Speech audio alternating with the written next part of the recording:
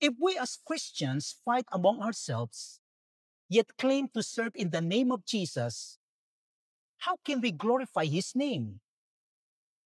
When unity is lost, our testimony fades.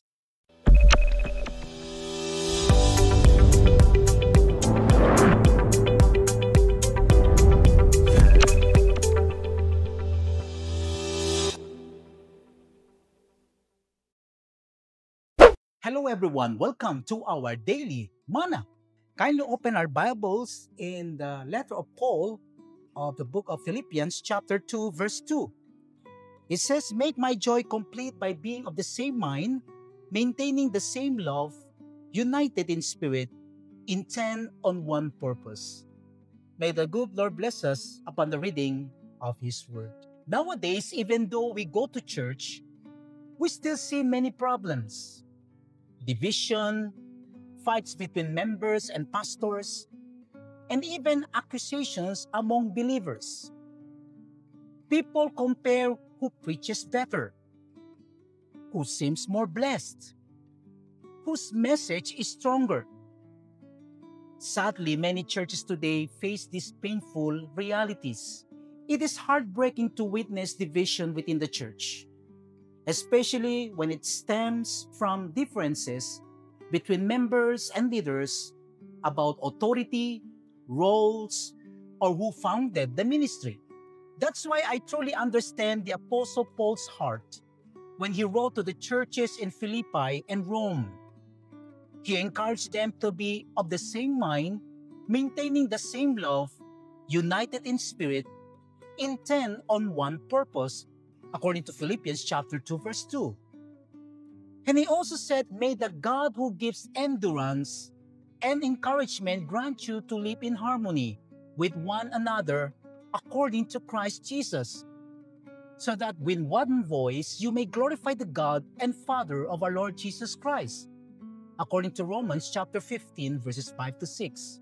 If we as Christians fight among ourselves, yet claim to serve in the name of Jesus, how can we glorify His name? When unity is lost, our testimony fades. We no longer reflect the light of Christ to the world. We only show division. So what should we do to stand right before God? It begins in the heart. Our personal decision to promote unity through humility, love, and cooperation. When pride rules, disunity follows. But when humility reigns, peace grows. Disunity breaks not only our fellowship with others, but also grieves the heart of God. If we keep competing, envying, and comparing, we are weakening the body of Christ. But if pastors, leaders, and members choose to encourage and support one another, the church becomes stronger. Our relationships deepen, and our witness shines brighter. Unity starts with a servant's heart like Jesus.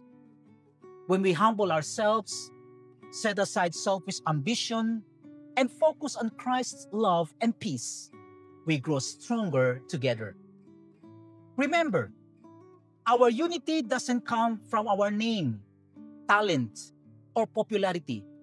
It comes from Jesus Christ alone. So this reflection isn't just for others, but also for each of us. Whether you're a pastor, leader, or member, ask yourself, am I promoting unity in my church? Am I showing humility, love, and grace in my relationships and ministry partnerships? Do I bring people together? Or do I unknowingly push them apart? Let's pray. Lord Jesus, thank you for your word today. You are the head of the body, and we are your members. Forgive us, Lord, for the times we allowed pride, jealousy, but of others, and even comparison to divide us.